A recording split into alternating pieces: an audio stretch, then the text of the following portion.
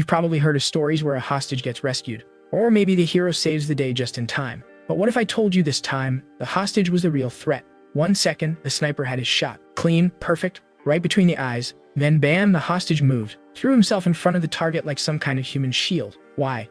No clue. The kidnapper didn't even have time to ask. All he got was a whisper. Get inside. Lock the doors. They're about to breach the place. And just like that, the hostage hijacked the entire SWAT operation with a single sentence.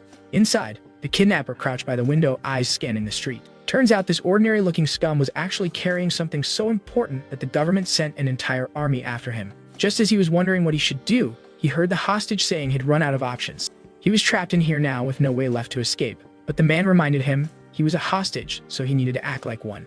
He threatened to end him if he tried anything funny, but the kid wasn't intimidated, even when facing imminent death. Instead, he pointed to the side, told the man to take a look. Turning his head, the man saw it. He was in end-of-life center. Then came the kid's line he had mostly 2 months to live because of the tumor in his brain. Hearing that, the man lowered his weapon, realizing this guy probably had nothing to lose anyway. So what was the point in threatening him? Seeing him back off, the kid, a little curious about how he was acting, said he wanted to ask something.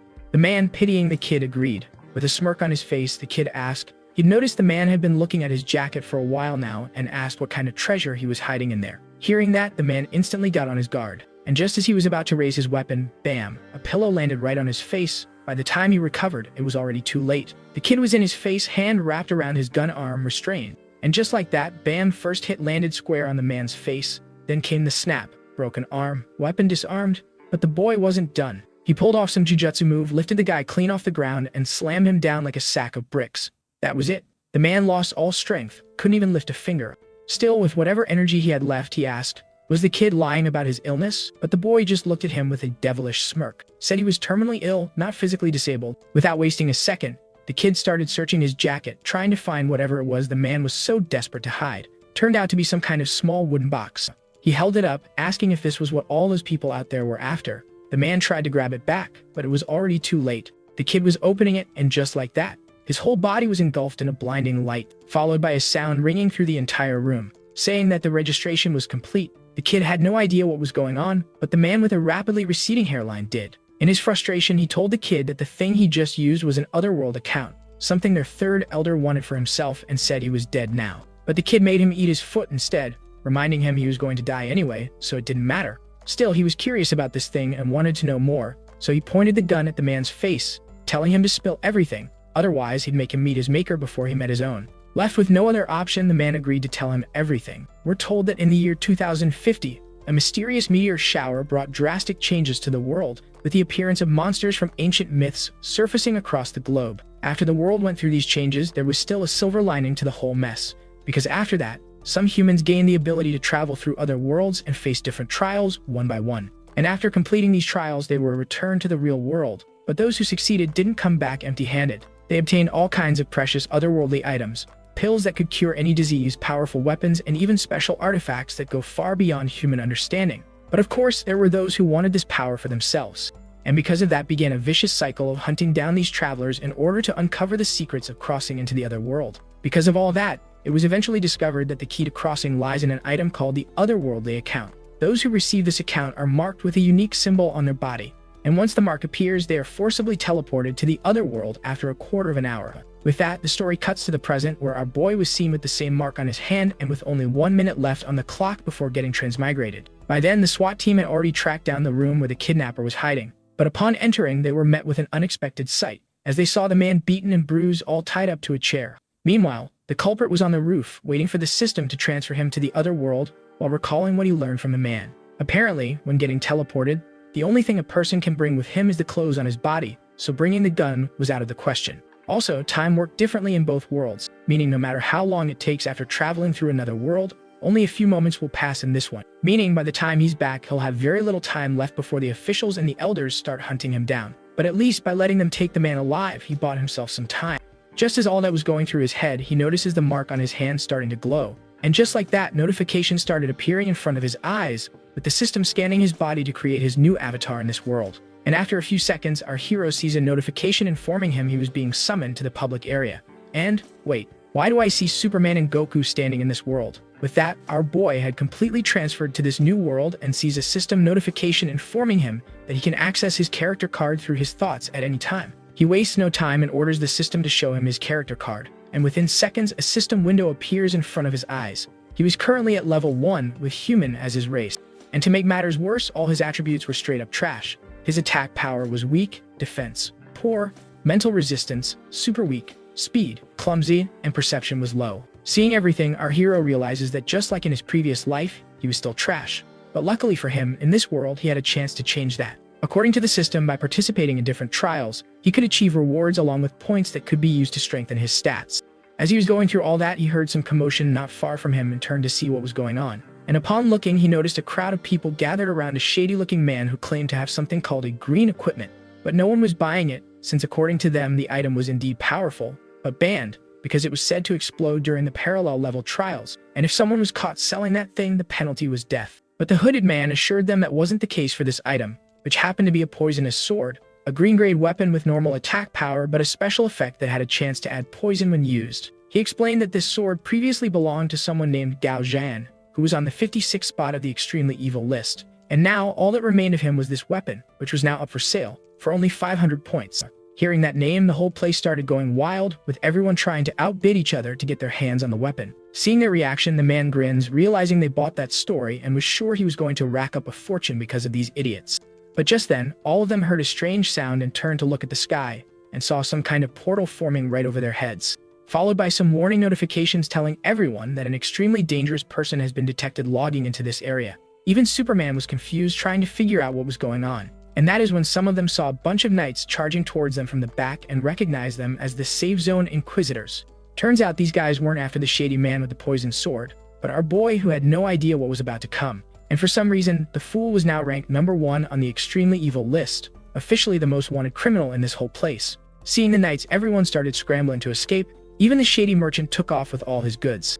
And somehow, the guy was in possession of a Pokeball, but all that time wasted packing up his supplies cost him too much. By the time he was ready to move, the knights were already on him. But turns out the guy was faster than a Usain Bolt. He took off with everything, leaving the knights in the dust. And that's when he noticed our boy, who was also trying to escape the place, and wondered why the hell this idiot was acting like he was the one being chased. Seeing his dumb expression, our hero snapped at him to stop wasting time and take him somewhere, anywhere, he could hide from the people chasing them. Just then, a system notification popped up in front of him. Current status: 6-star criminal. You are now being hunted by all order forces in the city. If caught, you will be obliterated, consciousness included. Reading that, our boy let out a string of curses aimed directly at the old man with the receding hairline of betrayal, since according to him, this place was supposed to be safe and enjoyable, not a damn death trap. After running for a bit, both of them finally reached a place where a weird-looking portal was humming in the air. Without wasting a second, the shady merchant shouted, telling him to jump in. That thing's a trial copy portal. If you enter now, it'll teleport you inside. You'll shake those freaks off your tail, at least for a while. By then, one of the knights had already managed to close in the distance between them, and seeing what they were planning, he prepared to stop them. And as he swung his blade, a powerful energy slash appeared from the sword, aimed right at our boy. And just like that, a massive explosion engulfs the whole area, destroying the portal completely in the process. But luckily, our boy had managed to pass through just in time before getting turned into ash. Upon entering, our boy was immediately hit with a wave of system notifications. This stage was marked fierce difficulty. No do-overs, no checkpoints. Clear it, and he'd earn a purple-grade treasure chest. Fail, and he would just die in the trial. His real body would be wiped out too. The mission goal sounded simple enough. Hold hands with one of the contestants and survive until the show ends. Easy, right? Not exactly. The system laid it out. This stage was the most notorious dating show in the entire multiverse. A fan favorite. High viewership, wild reputation. Naturally, it attracted a whole mess of unpredictable guests. To make it out alive, he had to raise his favorability with at least one of the candidates. Favorability is divided into killing intent, disgust, cold, friendly, heartwarming, and obsession. As a candidate for a blind date show, he needed to pay attention to his own qualities. And yeah, if his favorability drops to disgust or worse, the system helpfully warned that unimaginable consequences may occur. With that, our boy found himself in the middle of a massive arena surrounded by different creatures, who seemed thrilled to see a new contestant arriving on the main stage. Our boy spots a strange glowing entity in tidy whities who seemed to be the host of the show. Naturally, our boy raised an eyebrow. He was expecting a death match, maybe a gladiator trial or a monster pit. But no, turns out, a literal interdimensional dating show. On top of that, the strange glowing thing was really bugging him. But before he could even make sense of what the hell it was, All the lights suddenly pointed right at his face, and the announcer started hyping him up like he was some kind of superstar. With no way out and no clue what the hell was going on, our Chad figured screw it and decided to play along for now. See how far the rabbit hole goes. After all, how hard could it be, right? Back in the real world, before his whole body decided to betray him, he used to be an arsonist, burning through more hearts than buildings, and pretty damn confident in his ability to make any female melt. As all that was going through his head, he sees the announcer shocked after seeing that he was just a paper-level candidate, so weak that he could easily be squished by their guests. But surprise, surprise, the whole damn place goes nuts. Turns out weaklings like him are actually fan favorites in this freak show, because nothing gets the crowd going like watching a fragile little newbie crash and burn in real time. A beautiful, tragic, entertaining death. That's what they were all here for. Seeing everything, our boy called out to the system, asking if there was anything else he should know about this stage. And just like that, a black screen popped up in front of him with a glowing panel titled Strength Description. The system explained that in the otherworldly trial, all creatures are divided into several strength grades based on their total combat ability. Paper level strength is the lowest tier. Basically means you're so weak even sneezing might count as a threat. You're fragile, easy to kill, and absolutely pitiful. Parallel strength is the standard combat power, meaning you're average, not trash, but not impressive either. Just enough to survive if you play it smart. Strong level is where things get serious. These guys have elite level combat power and are considered very powerful by system standards. Fierce level is boss tier. These ones don't fight fair. They dominate the field with overwhelming presence and power, the kind that makes the crowd shut up and hold their breath. He looked at his screen again, saw that pitiful little paper level tag next to his name, and yeah, suddenly the excited crowd made a whole lot more sense. Turning towards the host, he saw him still hyping up the crowd and called for his attention, calling him a light bulb. That caught the man off guard, but he still asked what the reason was, only to hear our boy say, "Just summon my blind date already." The man blinked, surprised, then tried to explain that this wasn't his real body, just a projection. But seeing how uninterested our boy looked, he decided to skip the monologue and get straight to the point. And just like that, the doors started opening, and seeing what came from behind, our boy froze as he sees those thick, juicy-looking thighs walking towards him. Hell, even I froze. Looks like this is going to be way more interesting than we thought. Oh god, no, scratch that. I take it back. She might have a smoking body, but that face, yeah, that's a big no-no. And guess what her name is? Miss Soft Red Lips. Bro, there is nothing soft about that. There aren't even any lips to begin with. But the girl was actually way too happy to see our boy, blew him a kiss and everything. Meanwhile, me and him, yeah, we were both wearing the same expression, like someone just farted in church. Thankfully, she turned around and walked off before things got any weirder. Just as he was about to relax, though, the glowing disco ball of a host decided to drop the real nightmare. He informed the crowd that Miss Soft Lips feeds on fear. Apparently, she can sense emotions like some bootleg lie detector and gets off on asking people how beautiful she is, then rips them apart like fear's her dinner bell. Then the light bulb turns to our hero with that dumb expression and asks, "What did you think of our first guest?" This was full on life or death, like, say the wrong thing and you're getting disassembled on live TV. So after what I assume was 10 seconds of full-blown mental damage control, he blurted out the only thing that might keep his head attached. She had beautiful eyes. With that, the next guest appeared on stage, and for some reason, our boy immediately started missing the freaky lipstick lady from earlier. Because this one, yeah, she was a literal spider woman. 8 legs, black carapace, eyes scanning him like her next meal. The glowing disco ball didn't waste time either. Announced to the crowd that this particular lady prefers to lay eggs inside her partners after a successful blind date. And yeah, she's generous enough to let them carry the pregnancy. Only problem, none of her previous mates ever survived long enough to tell the tale. And of course, right on cue, the light bulb turned to our boy and asked what he thought of her. Honestly, if it weren't for the entire bottom half of her body being nightmare fuel, she wasn't that bad. But with his fear bubbling up, our hero did what any rational man with a death wish would do, forced a smile, gave her a thumbs up, and called her a fair lady. With that, the spider lady starts leaving. Meanwhile, our boy, who was already mentally hanging by a thread, was trying to calm himself, telling himself to endure it for just a bit longer. He just needed to survive 2 more freaks and this nightmare would be over. But right then, he heard a strange voice echo from behind the door and saw a massive hand slowly creep its way out of the darkness.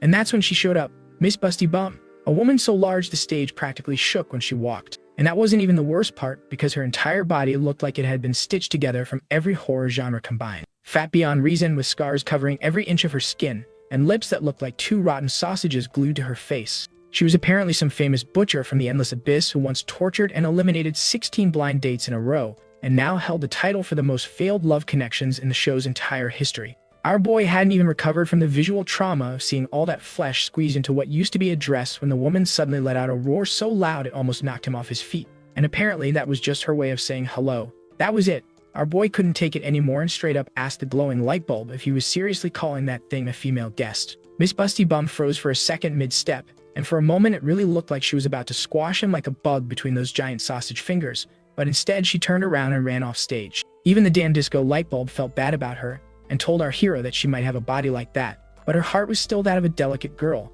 and warned our boy to watch his words, and reminded him that making discriminatory remarks about gender could get him disqualified and erased from the show immediately. Frustrated, our boy finally snapped and asked the man if he didn't have a single guess that matched even remotely normal human aesthetic standards. But to his surprise, the man actually nodded and said the last guest was exactly that, a famous beauty across the endless dimensional universe. Someone who had already reached the threshold of madness, her name Miss Sloth. This piqued our hero's curiosity, and for once he was actually looking forward to meeting the next guest. Finally, someone that didn't look like they crawled straight out of a radioactive dumpster. But after waiting a good minute, nothing. No one came out from the doors. Turns out Miss Sloth was so lazy she didn't even bother showing up. Yep, the so-called legendary beauty of the abyss decided to just stay home and watch the show on her damn TV instead. But the show had to move on. So the glowing disco ball, still way too cheerful for this mess, starts explaining the rest of the rules to our boy. Turns out the next phase of this nightmare wasn't about surviving guests anymore. Nope, now he had to go on actual intimate outdoor bonding sessions with these freaks, like camping. With Monsters, Romantic Edition, the host pointed toward the gate and told him to step through, wishing him a happy life with his new potential soulmates. The story cuts to another place, some kind of messed up courtroom where someone was getting trialed for being in cahoots with our boy. It turned out to be the same blonde merchant who was mistaken to be working with our hero. But the guy named Jindali explained that all of this was just a big misunderstanding. He explained that he ran because he thought he was being chased but had no idea it was him they were after. Otherwise, he would have acted bravely and helped them capture that criminal. After hearing his excuse, and with the evidence laid out in front of him, the judge quickly realized this weak-ass merchant wasn't the type to be working with someone like our hero, especially not someone who ranked first on the extremely evil list. Hearing that, Jindali finally let out a sigh of relief. But just as he was about to relax, the judge hit him with the real charge. Told him he wasn't off the hook just yet. They'd already been tracking his little side hustle, faking and selling high-grade equipment with his own bootleg forgery mechanism. Turns out there were already a bunch of complaints filed against him. So yeah, he was being held accountable and officially sentenced to 200 points of extreme evil. After the room was empty, one of the women standing next to the judge asked for his orders, if they should keep looking for that man. But the judge told her there was no need. With his current level, there was no way he'd survive the upcoming trial. The scene cuts to another location. Miss Busty Bum was sitting in the middle of a plane, mid-meal, and clearly she hadn't gotten over what happened. She was still holding a grudge over how our boy humiliated her in front of everyone, and was fully planning to make him regret ever coming to this world. And just as she was thinking about him, she suddenly heard a voice behind her, so she turned to see who it was. Turns out it was our unlucky fool, who just happened to pass by this place at the worst possible time. As he was distracted thinking of his next move, he sees a notification from the system, warning him that Miss Busty Bum's favorability for him has decreased to killing intent, but it was already too late to do anything. The fat beast had already leaped toward him and was about to slice him in two, but our hero, for some reason, didn't even try to get out of the way. Instead, he was calm and wondered where the beautiful girl who was hurt by him inadvertently went to. Just as he says those words, the blade stops just inches away from his skull. Miss Fat Bums froze, wondering if he was talking about her. Realizing his plan was actually working, the fool kicked off what could only be described as his Oscar-worthy performance. He started with some nonsense about being called a generation of love, claiming he'd met thousands of women in his life. Yet somehow, none of that mattered once she got mad at him. He kept going, full cheap-ass Romeo mode, saying he was just too blind to notice the soft heart hidden under her, and somehow the girl behind him was actually buying it. She listened as he continued rambling about how he'd never met a woman quite like her. Shy, generous, kind, and sharp all at once. Right then, a system notification popped up in front of him, informing him that her favorability had increased to friendly. But that sly bastard wasn't satisfied yet. He kept the charm train rolling, claiming that among the thousands of beauties he'd encountered, only a rare few had such a genuine temperament. By this point, her heart was practically ready to burst out of her chest. The system updated again, favorability increased to heartwarming. To seal the deal, he dropped to one knee and pulled the final card. He said he once heard a saying, "True beauty doesn't shine on the surface, it speaks straight to the heart." And just like a rare flower blooming in the dark, maybe Miss Butcher was one of those people. With that, the sword slipped from her hand and hit the ground. To keep up the act, our boy pretended like he hadn't even noticed her standing behind him. He turned around, only to find her making that lovey-dovey face straight at him, followed by a system notification informing him his favorability with her increased to obsession. And now Miss Busty Bum was willing to assist him as a partner. That's when it hit him, he overdid it and messed up bad. There was no way she was letting him go now. And right on cue, Miss Busty Bum spoke up, saying she was so moved by his words, so she finally made up her mind. Our boy asked what she meant, but instead of answering, the girl took in a huge breath of air, and before he could even guess what was going on, she let out a loud scream, yelling to the other two women in the area that this man was now hers, so they better back off. Immediately after that, system warnings started spamming his screen, warning him that the favorability of the other two ladies has dropped to disgust. And to make things worse, the fat one turned to him and asked, "Happy now?" Spoiler, he wasn't. But before he could process any of that, the walking tank broke into a sprint toward him, ready to give him the world's deadliest hug, shaking the ground with every step. One look at her face and our boy knew he was absolutely screwed. But then, something completely unexpected happened. Out of nowhere, something latched onto her leg and Miss Busty Bum face planted straight into the ground. She had a pretty good idea who was behind it, but it was already too late.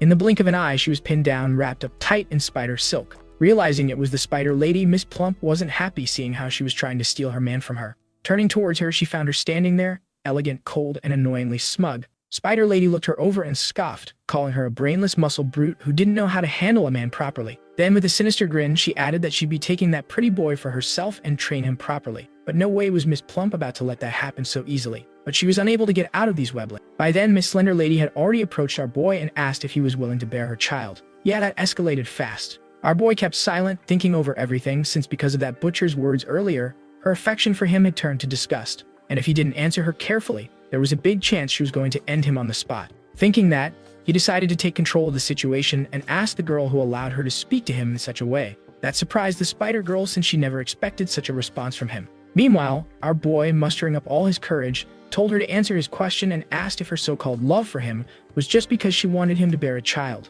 Yep, I see exactly what the boy is trying to do. Continuing the act, he asked the girl if she was just treating him as a baby-making machine and asked if she even had any real feelings for him. The girl froze. She didn't know what to say. Just then, our boy lashed out, asking her to explain that greasy statement she just made about him bearing her child. He asked if she was going to pay a bride price. Ever stop to think whose surname the kid's taking? He took a step closer. Or were you seriously planning to knock me up and bounce? Well, at least it worked, since the system informed him that her affection had increased to friendly. Not just that, but there was also another notification saying the same thing, but their name was hidden for some reason, and our boy wondered if they weren't alone here. Meanwhile, the audience watching the whole drama unfold were going crazy for our hero, seeing how he managed to stun the spider lady with just his words. Even the glowing light bulb was impressed, announcing that several gender equality organizations had already come forward in full support of his statement. But just as he was basking in his unexpected moral high ground, a sudden alert popped up on the system. It was from Miss Sloth, still lounging at home, of course. Turns out she had personally asked for contestant Lu Yao's information. That alone raised some eyebrows, since it was the first time she'd shown this much interest in anyone. Meanwhile, our boy was still thinking about that extra notification, wondering if someone else had joined the trial without him noticing. But before he could figure it out, he heard someone calling his name from behind. He turned around only to find Miss Soft Red Lips standing way too close, staring right into his eyes and asking if he thought she was beautiful. And out of nowhere, smack, a thunderous slap landed right across her face. The entire place froze. Even the other girls were left speechless, trying to process what the hell just happened. And just as the shock settled in, he calmly said he couldn't stand people who lacked self-confidence. He looked her in the eye and told her her beauty wasn't something for others to judge. Meanwhile, Miss Red Lips just stood there, stunned, still processing the slap. The audience, stunned. The glowing light bulb, speechless. The bulb turned to the director and asked for an instant replay, just to confirm what everyone had just witnessed. And yep, no doubt about it, a level 1 human contestant had just delivered a clean, no-hesitation slap to the face of the famously fierce Miss Tender Lips. That pretty much confirmed it. He was done for. Everyone knew Miss Tender Lips cared more about her beauty than anything else, and slapping her across the face, yeah, they were expecting a bloodbath. The audience braced themselves, fully prepared to witness this man's spectacular exit from the competition. But then as they looked back at the screen and froze. Instead of exploding with rage, Miss Soft Red Lips was blushing. Back on the plane, she just stood there, locked onto him like her mind short-circuited. And without warning, her heart started racing, loud enough she could almost hear it. She didn't know what was happening, and honestly, neither did anyone else. Meanwhile, our boy noticed something strange. His hand was glowing. Right after that, a system notification popped up in front of him, congratulating him. Turns out his evil value had just crossed a certain threshold, and his little slap to salvation moment with a fierce level contestant had triggered something new called Source of Ultimate Evil. While he was still trying to figure out what that glowing hand was all about, a system notification popped up in front of him explaining that he just unlocked a skill called Evil Touch, along with a title, Source of Ultimate Evil. Guess hanging around messed up people finally paid off, because apparently that's how you trigger this thing. His evil value just got permanently maxed out, and as a bonus, every guardian in every safe zone was now going to treat him like public enemy number 1. Yes, this was already active, even before he knew it. First was an active effect called Evil Touch. It costs 30% SP. Touch anyone and they get thrown into some bewitched state for 10 minutes. If they already got hit with it once, they're immune for the next 24 hours. Second was a passive effect called Words of Suggestion. His evil power gets juiced up. While they're bewitched, he can slide in a command. Once it wears off, they won't remember the order, but they'll still follow through anyway. Only catch: the command has to actually make sense to them. Try something too dumb or out of character and the whole thing flops. After reading through the whole notification, our boy finally pieced it together. Turns out she wasn't just acting weird for no reason. She was under the effect of his ability. Meanwhile, the girl had completely lost it, like head over heels, and now the only thing on her mind was turning him into a snack. She slowly started walking toward him, saying something about wanting the two of them to be one forever. Terrifying but romantic. Our boy, full panic mode, realizing this girl was no different than the rest of the two freaks. But luckily, divine intervention showed up in the form of Miss Plump, who charged in like a tank and swung that massive sword straight at Spider-Girl. Problem was, the girl was way too fast. She caught the damn thing with her teeth, but the hit still landed hard. Next thing they knew, she got sent flying like a broken umbrella in a storm. Using this chance, the Spider Lady crept up behind our boy, thinking she could finally snatch him for herself. But before she got too close, he casually pointed to the side and said, "You might want to check over there first." She turned, and sure enough, both the other girls were already staring her down like they were ready to tear her apart. Guess she wasn't the only one feeling territorial today. With that, Miss Plump grabs soft lips and chucks her straight at the Spider Lady like a human missile. Meanwhile, our boy could only stand there, horrified, watching three fierce-level monsters go at each other's throats over him of all people. But deep down, he knew this wasn't the kind of love anyone would be lucky to have. So far, it was clear. No matter who he picked, the other two would turn into his worst nightmare the second he rejected them. And if he just sat back and let them settle it among themselves, he'd still end up alone with one monster who now sees him as a prize, or worse, lunch.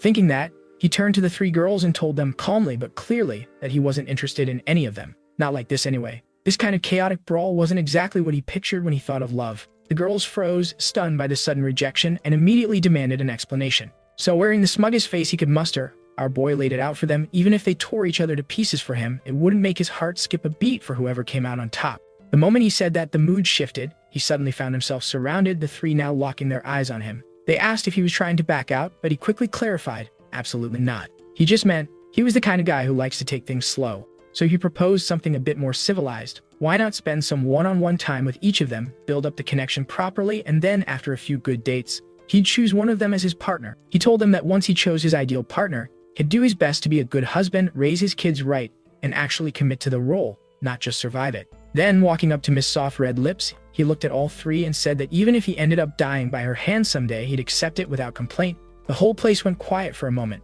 Somehow those words actually landed. Miss Soft Red Lips, clearly moved, stepped forward and made a promise in return she'd prove to him that she's the only one with the right to take his life. Yeah, let's just hope she doesn't win. With that, the story cuts to another corner of the trial grounds, where a blob of meat was busy doing something that really didn't need to be described. Out of nowhere, it paused, sensing someone behind it. So it turns to see who it was, and smack, a slap landed clean on its head. Yeah, the thing wasn't too thrilled about getting hit by a puny human, so it did what monsters do, it lunged straight at him, ready to eat him whole. But then it stopped, because the guy was flailing his arms around like some helpless schoolgirl, yelling for someone to save him. And just like that, Miss Soft Red Lips appeared behind him. She didn't look happy. The meat blob froze. That aura was of a fierce level. He started sweating, trying to explain himself, but it was too late. Without a word, she jammed her hand straight into his eye socket. He didn't die, surprisingly. Just started dragging his half-broken body away from both psychos, probably rethinking his life choices.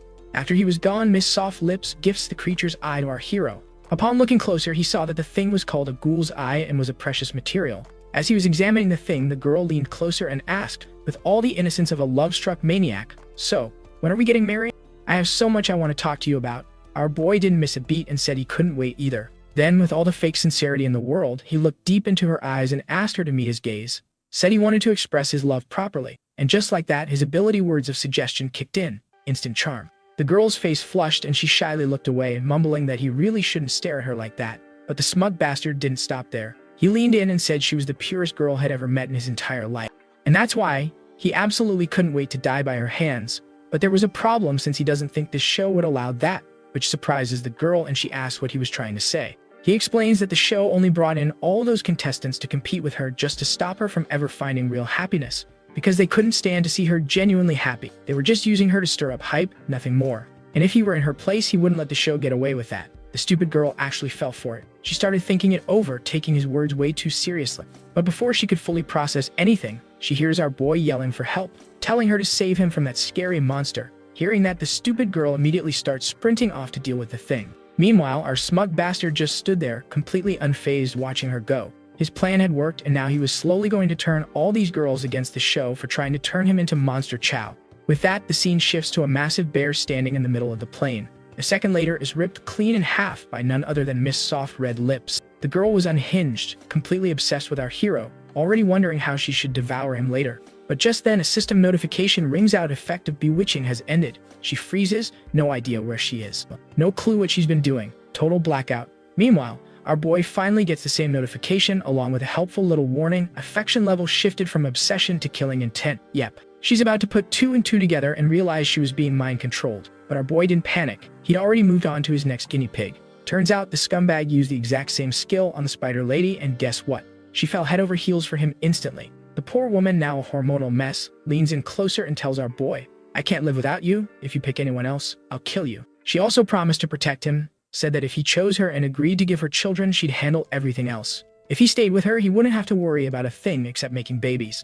She swore she'd keep him safe and make sure he always felt completely comfortable around her, in more ways than one, of course. She asked for his answer, and our hero told her offer was tempting, but there was something he needed to say first before giving her a proper response. That surprised the girl, and she asked what it was. Our boy, already on the next phase of his plan, told her that he would become her husband, but only if she absolutely guaranteed his safety first. The girl said that wouldn't be a problem. If he chose her, protecting him would be her responsibility. Hearing that, he leaned in close and whispered in her ear that this whole show was doing everything it could to get him killed. He explained that they didn't care whether she found true love or had kids or not. And with that, he activated his ability once more, telling her that a show like this should have been shut down a long time ago. Just as he says those words, they hear a scream not far from them. Someone calling out for our boy, accusing him of toying with her. The spider lady recognizes it as the voice of Miss Soft Red Lips and wonders why she would be rushing over here. That's when our hero slips back into acting mode, telling her that it was all his fault. He just rejected Miss Soft Red Lips, and now she's coming to kill him.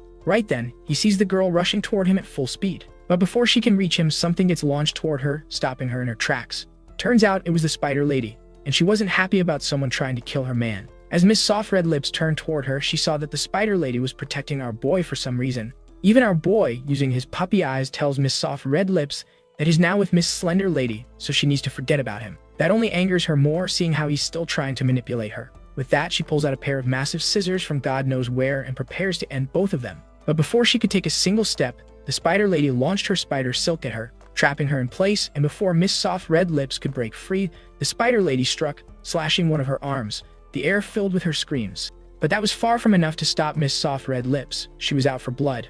In a flash, she leapt forward and appeared behind the spider lady, tearing off one of her spider legs in a single strike. Realizing she was actually trying to kill her, the spider lady froze, asking if she was seriously doing this. Turns out, she was. Miss Soft Red Lips had come for our boy, ready to repay him in full for everything he'd done to her. Seeing that, the spider lady decided to get serious too. And with that, both females started exchanging blows, shaking the entire place with their attacks colliding. Meanwhile, our boy was watching the two women from a distance, wondering who would come out on top. That's when he heard a voice behind him calling his name. Turning around, he saw Miss Busty Bum standing there, and she did not look happy. Instead of coming to find her, he'd spent the whole time with those two. Raising her blade, she asked if he had been lying about everything earlier. Our boy quickly assured her that wasn't the case, but before he could even finish that sentence, he saw his arm get sliced clean off. Shocked and in excruciating pain, he dropped to the ground, eyes wide as he watched his health bar drop to just 10 points from that one attack. Just then, Miss Busty Bum sat down in front of him, telling him he reminded her of someone she used to know a long time ago. She started telling him her story. Back before she came to this world, she said she was just a butcher, and because she was fat and ugly, no one ever gave her a second glance. But one day, she met someone who changed her entire life. He treated her differently, genuinely appreciated her, told her she had a beautiful and kind heart. It was the first time she ever felt cared for. To her, he became a light in the darkness. Then one day, he asked her to deliver a package to someone. She knew the bag contained contraband, but she agreed because she loved him. The task wasn't easy. She nearly died more than once because of it, but she didn't care. She kept going for him, until the day she came back to their usual meeting spot and overheard something she wasn't supposed to hear. The scene shifts to the inside where two men were discussing her. They call her a fat pig, said there's no way she'd survive this time. But thanks to her, they made a fortune and could finally get any woman they wanted. Hearing those words, she was completely shattered as she hears the man calling her a fool since all he did was praise her a little, and she became like a loyal dog doing anything he asked of her. And that was the last time she saw him, as she repaid him for everything she had to endure because of him. Back in the present, she looked at our boy and said that when he spoke those kind words to her, he reminded her of that same man. And with a grin, she asked, "Can I open you up? Just like I did to him." Meanwhile, our hero, still in pain, had no intention of giving up so easily. He looked up and muttered, "You really shouldn't have held my arm like that." Before she could figure out what he meant, it was already too late. He had activated his ability and put her under his control. Wasting no time, he followed up with words of suggestion, asking her if she remembered her real name. She blinked. No idea what he was talking about, so he explained. She'd already participated in this show 16 times, but her title had always been Miss Busty Bum. Why? Because neither the show nor the people who used her in the past had ever cared about her name. To them, she was just a tool, a walking asset, nothing more than a meat shield with marketing potential. As the effect of the ability started kicking in, she started falling for his words and asked what she was supposed to do. That is when our hero tells her to kill everything. He ordered her to take out the ones who kept exploiting her for views, who kept making her perform like a clown for their amusement, and who gave her that title. With that, the female lets out a loud scream, and that instantly catches the attention of the other two girls. But as they turned toward her, it was already too late. The girl had gone completely berserk, and now she was coming straight for them. With only 30 seconds left on the clock, our boy started dragging himself away from the madness. The problem? His HP was dropping fast, and he was one step away from dying. Still, he didn't give up. He crawled toward the severed limbs of the two female monsters, and also grabbed the giant pair of scissors, a purple gear item called Ferocious Ripper. By the time the others noticed what he was doing, it was too late. They froze, watching him confused, wondering what he planned to do with all that.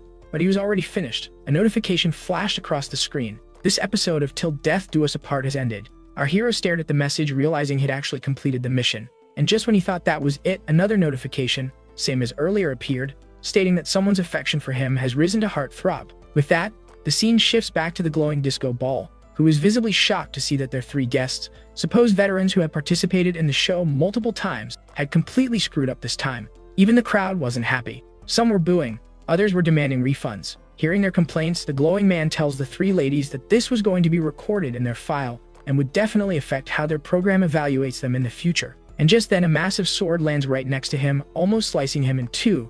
Before he could process that, Miss Busty Bum lands right in front of him, shaking the whole place, not just her. But the other two females were also there to shut him down for good. Seeing this, the crowd gets excited, and even at such a time, the man only cared about their reactions. Turning to the three women, he asked if they were really planning to go against them in front of all these people. Then he warned them, if they pulled something like that, they'd end up single for the rest of their lives. But before they could continue, a voice from the back cut through the noise, telling everyone to shut up. The moment the crowd saw who it was, the entire place went dead silent. Even the glowing bulb started sweating. Out of nowhere, Miss Sloth had shown up. And yeah, she didn't look impressed. Clearly annoyed, she looked around and told everyone she didn't like crowds and gave them 10 seconds to clear the place. Everyone just stood there, confused, until she actually started counting. At that point, full panic broke out. People scrambled to escape like their lives depended on it, and just like that, the entire place was empty. Curious, the man asked if she had some business with them, and heard her calmly request the data on a candidate named Lu Yao. Still puzzled, he asked why. After all, Lu Yao was just a paper-rank player. That question only seemed to irritate the girl more. She gave him a death stare that nearly froze his soul. Terrified, the man dropped to his knees and handed over the data without another word. She glanced at the paper and surprisingly looked impressed. With that, she turned to leave, casually telling the three women to continue whatever they were doing and to pretend she was never there. And just like that, she vanished into thin air. Even Miss Soft Red Lips looked shocked that someone like her was interested in a kid like him. Then wham, a massive cleaver slammed into the ground right next to the announcer. Annoyed, he snapped at Miss Busty Bum, asking if she really intended to go against their program. He got his answer the moment he saw her. Full rage mode, eyes locked on him like he was her next meal. Guess she was done taking orders and ready to start serving cuts of her own. The story cuts to the outside, where Jin Dali was seen cleaning up the entire place as punishment. The man didn't look happy at all, muttering under his breath and blaming our boy for everything. He'd been exiled because of him, and he swore he'd repay the favor the next time they crossed paths. As he was grumbling to himself, he suddenly gets startled by someone, or rather something. The person reminded him that if he caught him slacking off again, it was going to eat him alive. Yeah, I was right. Definitely something. The creature was called the Long-Tongued Monster, apparently in charge of the area. Seeing it, Jin immediately apologized, insisting he wasn't slacking. The creature grumbled as it turned to leave, complaining that their lord had ordered it to only eat those who disobeyed and warned Jin to be careful and not to let him catch him slipping again. Annoyed, Jin turned to the side, glancing at a board that displayed the list of completed trials by other players. He couldn't help but sigh. So many people trying to act like experts, but he knew it wasn't easy. Even the so-called big shots backed by powerful guilds could only clear strong-level trials at best. As he was thinking all this, the screen suddenly shifted. A new entry appeared. One of the hardest trials on the list moved straight to the top. Jin's eyes widened in shock, and he wondered who the hell pulled that off. Meanwhile, somewhere else, our boy was mid-teleport, with system notifications flooding his screen. He'd just completed the quest with a perfect score, and gained 5,000 points and a purple chest as a reward. And as a bonus, since he cleared a quest 3 levels above his own, his level jumped to 3, and he earned 2 attribute points. But that was just the beginning. Apparently, the system was feeling generous. Because he managed to beat a fierce level trial way above his pay grade, it handed out extra rewards, an additional 10 spirit points, just like that. Then came a prompt from the system stating that the main quest has been completed, and the system asks, would you like to return to the real world or explore this one for another hour? Obviously, our boy chose to stay. He still had rewards to sort through, and this place was just getting interesting. Turning towards his arm, he sees that it was as good as new and realizes that the injuries suffered in that place are fully recovered after completing the quest. Without wasting any more time, he opens up his inventory and decides to check what this purple chest is all about. Turns out it was a skill card called Descent of the Demon. Just the name alone screamed final boss energy. According to the description, it was a purple rarity skill that consumed all remaining SP and dropped his HP to 1, making it unrecoverable for the duration, and grants him a demonic state driven by ferocity. Risky, but probably devastating. Judging by the skill's description, it seemed like a high-risk, high-reward type of reward, but still he decided to accept it since it might come in handy in the future. Turning towards the rest of the items, he saw he still had those massive scissors. The thing was called Ripper of Ferocity, a purple-grade weapon with a bunch of special effects.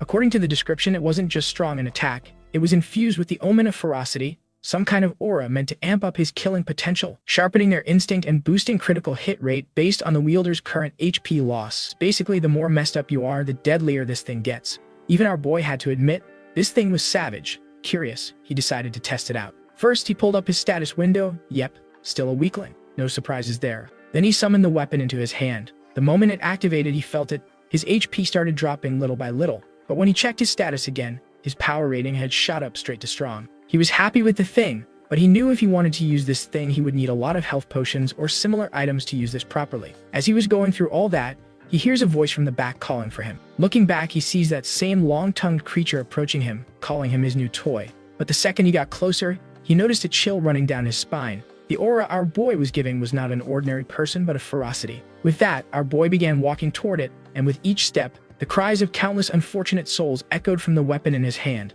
screams trapped inside the Ripper of Ferocity. Seeing such a sight, the creature was terrified and started begging for his forgiveness, and without wasting another second, the creature turned tail and sprinted, bolted away like its life depended on it. Seeing him act that way, our boy realizes the weapon must have been the reason and decides to put it away before it causes any more trouble. Just as he does, he hears a voice calling out to him, asking if he wants to team up. Turning around, he recognizes the man as the same guy from earlier who was selling gear. Seeing him finally show up, Jin completely loses it.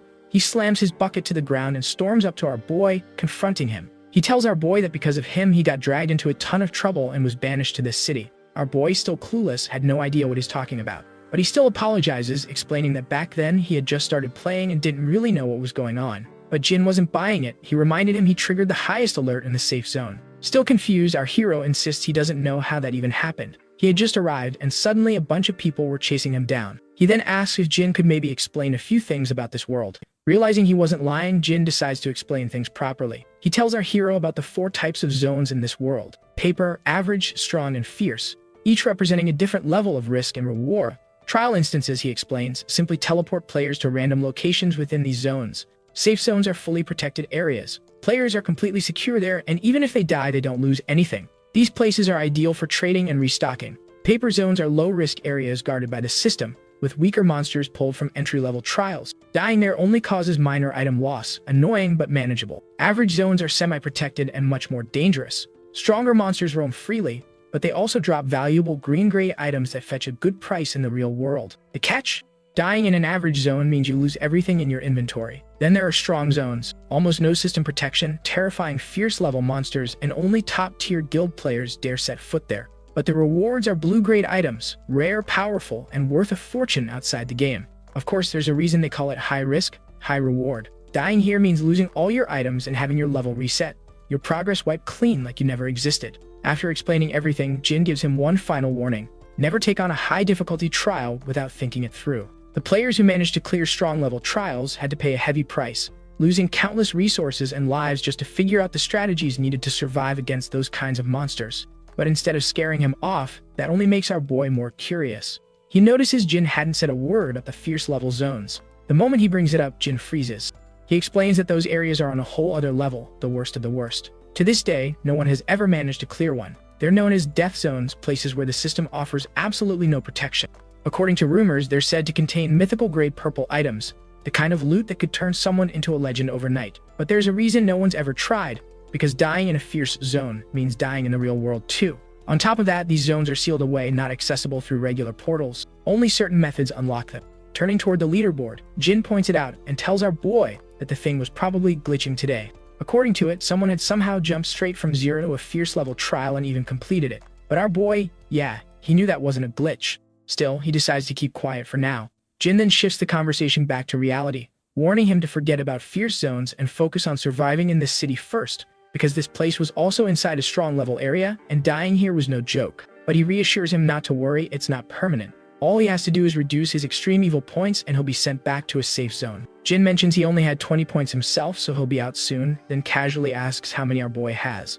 Well, let's just say it was an interesting number, because our boy's evil points, yeah, they were literally the infinity symbol. Fast forward a bit, and the two were now seen making their way through the city, with Jin explaining everything along the way. Apparently, in this place, chaos and disorder weren't just common, they were the law of the land. The more ruthless you were, the more respect you got, and since both of them were here for minor offenses, they sat firmly at the bottom of the hierarchy. Their best bet, lay low, take on whatever tasks they could, hope to get out clean. While walking, they spotted a human being approached by a monster. The thing was trying to lure him into its shop, calling him over like a friendly vendor. But the moment the guy refused, the monster casually drove its hand through his chest and the man began to fade into thin air like a bad decision. Seeing that, Jin immediately warned our boy not to draw attention to himself. These creatures? Yeah, they didn't exactly have a soft spot for humans, but when Jin turned around, our boy was nowhere to be seen. Looking ahead, he spotted him standing right in front of that same shop, looking oddly relieved like he'd finally found what he was searching for. As our boy prepared to walk in, Jin panicked, calling out for him to stop. "Don't do anything stupid," he warned. "If one of those monsters sees you in there, you're toast." But by then, the guy had already stepped inside, leaving Jin behind, questioning whether this guy had nerves of steel or just a really committed death wish. Entering the place, he saw a goblin-looking thing behind the desk, surprised to see a human walk into his shop, but our boy couldn't care less. He told him he was here to buy some healing potions. Hearing that, the creature said today was a special offer and each bottle would cost 500 points. But after looking at the price tags, our boy noticed they were clearly marked at 50 points, so he asked the vendor about it. The thing casually replied that in this place, humans pay 10 times the price. Hearing that, our boy simply turned and started walking toward the door. But the green thing stopped him, saying it was too late to leave now. Surprise, surprise, our boy wasn't planning on leaving at all. He was just locking the door so no one could disturb them. Seeing that, the creature grew nervous and asked what he was trying to say. But before he could finish the sentence, boom, our boy had already sliced through him with the scissors. Seeing the power behind the attack, the thing realized the weapon was radiating a ferocity-type aura. But our boy wasn't done. He started walking toward him again, ready to finish the job. Panicking, the creature began squealing and begging for his life. With a trembling voice, he said he was the shop owner, and if our boy killed him, the city lord would come after him. But our boy wasn't fazed. He just hit him with a question of his own. Was it the same city lord who let him charge humans 10 times the price? To that, the creature didn't know how to answer, and seeing him not answering, our boy starts closing the scissors and the man starts screaming, begging to be spared. Satisfied, our boy told him he was willing to let it slide just this once. But as of today, there was a special deal in this shop. Everything was 90% off. Sweating with tears running down his face, the goblin nodded frantically and agreed, saying, "Everything was 90% off, just for you." After a while, our boy walked out of the shop looking like a proper badass in his new cloak. Checking his inventory, he saw 20 bottles of mana potions, more than enough for now. And that wasn't all. He also scored this sick-looking cloak that was originally priced at 8,000 points, but he managed to snag it for just 800. Turns out, the thing wasn't just for looks. It came with a couple of nasty features. The first was a passive effect called Hidden Evil. It masks the user's extreme evil aura, but only works on creatures below the strong level. Then there was an active skill called Faceless. When triggered, it creates a smokescreen even fierce-level monsters can't see through. The effect lasts 10 minutes with a cooldown of 24 hours. With all those items secured and still 4,500 points left in his wallet, our boy was feeling pretty damn good, and honestly, he was starting to enjoy this place. With that, the story shifts to the real world, where a towering man was seen buying some groceries. After some time, that same man was seen making his way back home, and that is when a system message popped open in front of him, telling him it managed to find something he might be interested in. But the man told it he wasn't interested, reminding the system what he told it in the past. He was done with the three elders. All he want now is to spend time with his daughter. But then his expression changed when the system informed him that someone managed to clear the fierce level trial. Meanwhile, back in the other world, Jin was losing his mind waiting for our boy to return. But the moment he saw him step out, dripping in a slick new cloak, he went completely speechless. That thing alone was worth at least 8,000 points on the market. Jin blinked, then asked the obvious question, how many points do you even have stored up? But our boy just shrugged and said the shopkeeper was nice enough to give him a discount. Otherwise, he couldn't have afforded to buy this thing. Jin stared at him like he'd grown 2 heads. Nice? That guy, he told our boy last I checked. That greedy goblin was a walking scam ad. He had to buy a single potion from him for 500 points. Yeah, safe to say Jin wasn't buying the nice shopkeeper story. Jin started eyeing him suspiciously, mind already going places. Was this guy actually some rich heir in disguise, hiding his true identity just to mess around? And just like that, Jin's brain went full jackpot mode. He could already see it, getting carried through dungeons, looting rare drops, basking in easy wins while this mysterious sugar partner did all the work. Meanwhile, our boy just stood there, silently watching Jin's expression go from confusion to fantasy mode, tail wagging like a damn excited puppy. He asked our boy if he would mind if he tagged along with him from now on, but our boy, clearly not interested in collecting strays, he shut it down with a simple no, explaining he wasn't interested in taking in followers. Hearing his answer, Jin took off his hood, asking if he really looks like someone who'd just be a follower. In the next second, his expression changed, dead serious, as he told our boy that they should just skip all that and just go straight to being father and son so they could deepen their bond as a family. In the next second, he was seen on his knees calling our boy his dad. Even our hero didn't know how he should respond to this, so he just patted his shoulder, telling him his shamelessness was beyond his expectations. And the dude actually felt flattered hearing his answer. After that drama, Jin suggested they add each other as friends so they could contact each other later. As both of their marks met, a system message appeared in front of our hero, telling him he successfully added Jin as a friend and can freely send messages to each other. With that, Jin prepared to leave, telling our boy to just call him if he needs anything from him.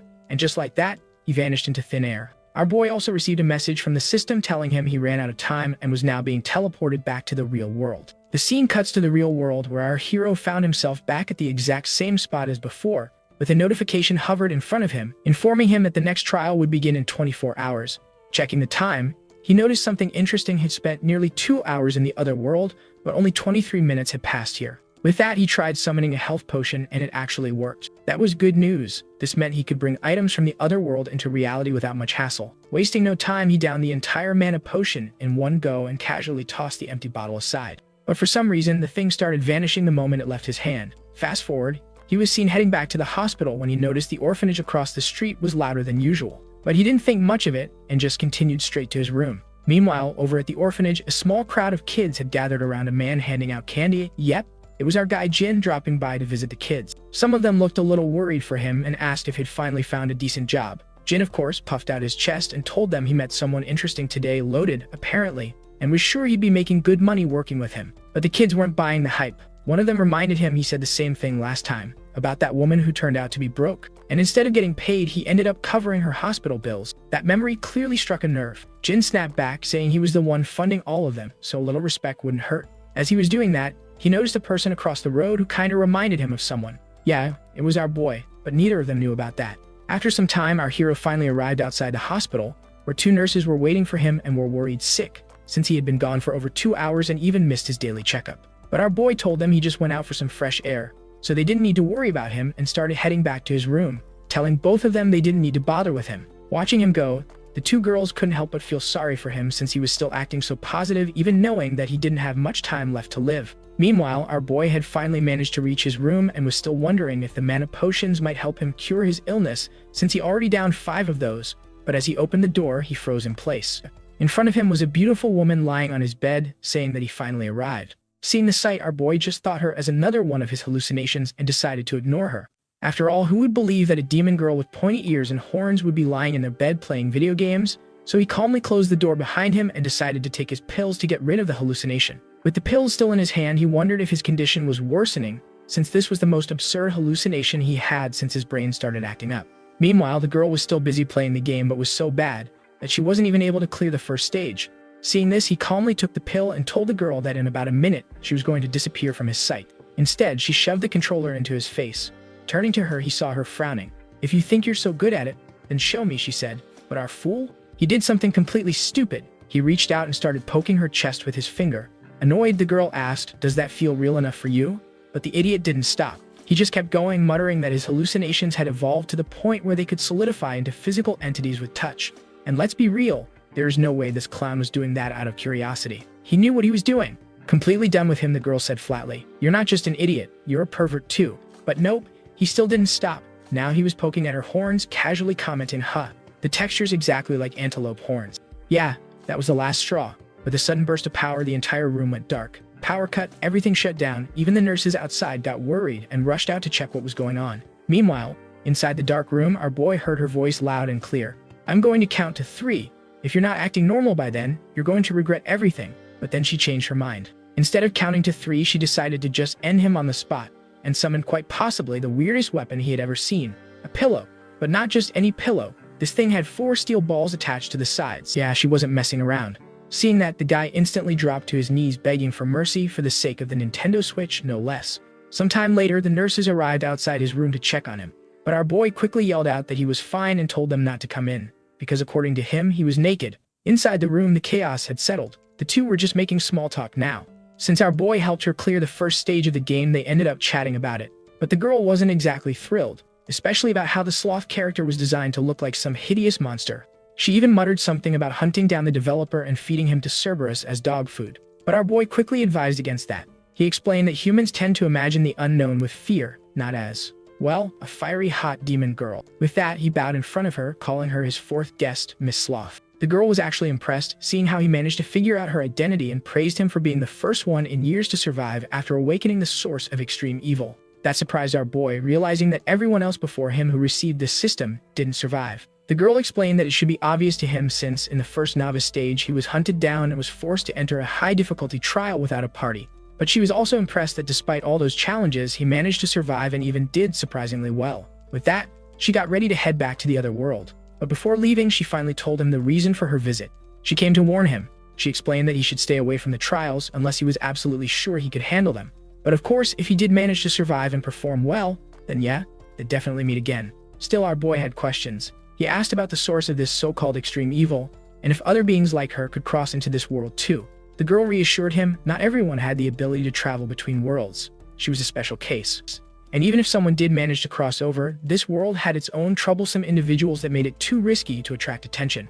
As for his second question, she just smiled and said that you'll have to find out on your own. Fast forward 24 hours and our boy was back in the other world, this time teleported straight into a strong trial area.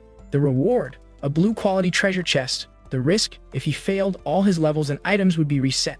Looking around, he found the place packed with other players all here for the same reason. Challenge the quest, grab the reward, and hopefully not get wiped in the process. But as soon as they noticed his level, the complaints started. They wondered why was someone like that here since he was just going to drag them down. Our boy, of course, didn't bother replying. He just kept walking, calm as ever, completely ignoring the background noise. Just then, the door slammed open. Everyone turned toward the entrance, and in walked a man named Wang Kun, a level 10 player. Confident posture, punchable face, and, judging by the vibe, probably the next punching bag for our boy. The room went quiet. Seeing a player that strong was rare, and just like that, hope returned to a few faces. They might actually have a shot at clearing this mission. Looking at all of them, the man with a smug expression assured all of them not to worry. He has challenged strong-level dungeons many times, so all they had to do was follow his lead. With that, the whole place got excited, praising the man and promising to do as he says. But while scanning the crowd, something, or rather someone, caught his attention. And of course it was our boy. He asked why was his level so low since this place wasn't meant for newbies. He belonged in paper-ranked dungeons, not here. But our boy, clearly not interested, just answered that he was just unlucky to end up in this place. But the man, thinking not much of him, just shrugged it off, telling him to stay out of his way and let him handle everything. But just then, a loud bang echoed through the whole place and everyone froze. Next thing they saw, the smug bastard was on the ground with a prompt saying he has been eliminated. Turning towards the one responsible, they heard a voice welcoming all of them to the trial. It turned out to be an old man with a gun in hand, reminding all of them of rule number 3 of this place, notifying the manager. Everyone froze. That old man just one-shotted a level 10 player like it was nothing. Even our boy started getting a little nervous. After all, if the guy wanted to, he could wipe out anyone in the room with a single shot. As he stood there wondering what his next move should be, the old man finally spoke. He explained that each of them had 3 delivery orders listed in their employee handbook, blue being the easiest, red being the hardest. Their goal was simple: complete all 3 tasks and they'd be allowed to leave this place alive. Before the seriousness of it could really sink in, one overconfident idiot stepped forward and scrolled straight to a red-ranked mission, saying, "It's just a little challenge, so it should be fine." Famous last words. As soon as he accepted, a system prompt popped up in front of him, explaining that he needed to slap a shadow demon wolf, which was a lower boss. The moment he read it, his face went pale. That wasn't a mission, it was a death sentence. Realizing his mistake, he looked at the old man, telling him he was quitting the mission. and just then, bang, another shot rang out. Another body hit the ground. The old man calmly adjusted his aim and said, "Rule number 5, no abandoning tasks." Next chapter, and the old man was seen back to his cheerful self, assuring everyone to just follow the rules and no one will get hurt. But the idiots in front of him weren't buying it. They pointed out that even if they took on these tasks, they were sure to die since these were clearly suicide missions. But just then, out of nowhere, a voice rang out claiming that the tasks don't seem too hard. Turning to the man, they saw a guy with the most ridiculous hairstyle who got lucky with one of his tasks and was practically celebrating his victory in advance. All he had to do was deliver some content, specifically a food order, to room 306 in the revolving tower. As soon as he accepted the quest, a yellow delivery box appeared in his hands containing the details, and without waiting for a second, he started slipping away to complete the mission. As for the one standing behind him, they carried that expression you only see when someone's about to pull something not so noble. Seeing them slowly walking behind that man, our hero instantly realized what they were planning, since the rules only stated that 3 deliveries must be completed and no one was allowed to abandon an order after accepting it, which meant snatching someone else's easier order was also an option. Just as he was thinking that, a dollar store Chun-Li cosplayer along with 2 more thugs slowly started walking towards him. And before he knew it, the cheap knockoff Chun-Li called out to him asking to let them take a look at his handbook. But our hero, despite being outnumbered, remained calm, asking if they were trying to force him just because he was a newbie. Seeing that the kid was quick to catch on, one of the smug bastards gave him a choice. Hand over his handbook willingly and they will make sure he walks out of here on his own 2 feet. But to the goon's surprise, the kid agreed to the trade without a hint of hesitation. With that, the story cuts back to the time he got visited by Miss Sloth in his room, who while talking informed him about his current situation. Though he was allowed to enter low-difficulty trials, there was a catch.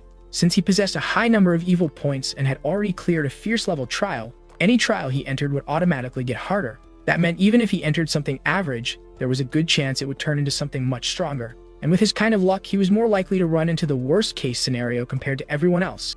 Back in the present, the kid was seen waving his book, asking the thug if this was what he was after. He opens the thing, and to everyone's surprise, the thing had a red order. Disappointed, all 3 of them cursed the kid's luck, commenting he was just a waste of time. But then the kid flips the page, and to all their surprise, they saw that the thing had 2 red orders. This shocks the 3 thugs, since it practically meant the kid was dead meat. No way he was getting out of this place alive. But then guess what? He flips the page once more and another red order. By then, the 3 thugs were practically sweating at the kid's luck, since something like this shouldn't even be possible. As for our hero, he confidently started walking up to them asking which one of them was willing to trade with him. Hearing those words, all 3 of them started backing away, telling him to stay away from them since no one wanted that cursed book of his. Not just them, but even the rest of the room started edging away from him, clearly afraid that his misfortune might be contagious.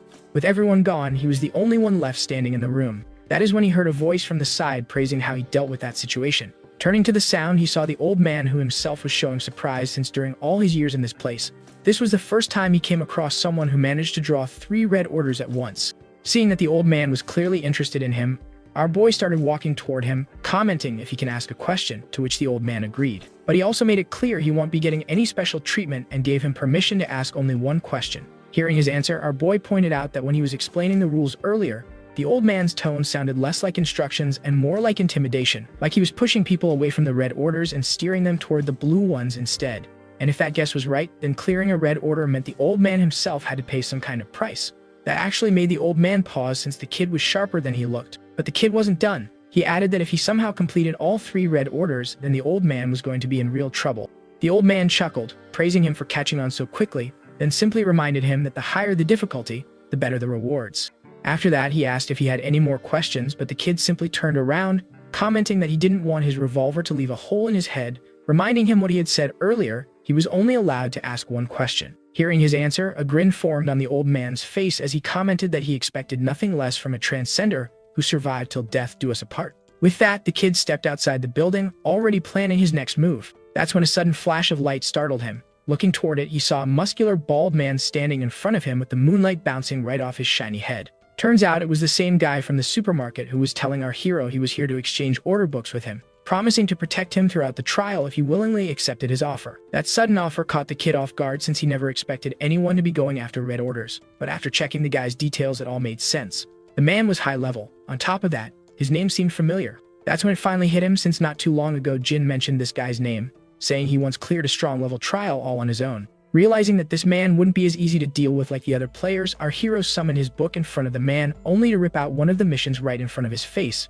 And without waiting, he started walking away, apologizing that his hand slipped. But the baldy, seeing how the kid was toying with him, wasn't planning on letting this insult slide, and prepared to punch his head in while shouting he will make him understand. But before his fist reached the kid, his eyes landed on something appearing in front of him and he froze on the spot. Turns out at the final second, our hero had summoned his massive scissors, and seeing that the man was now under the effect of the weapon's ability, he asked the man what was he planning to make him understand. And boom, the man's tone instantly shifted as he claimed he wanted him to understand that even skilled players like him are easy to convince with the right words. As for our sly fool, he just smiled back, calling the man Brother Meng, saying this whole mess was just one big misunderstanding, so he will be taking his leave now. But just before leaving, both idiots exchanged cringy laughs while cursing each other in their heads, and with that, the kid started walking away.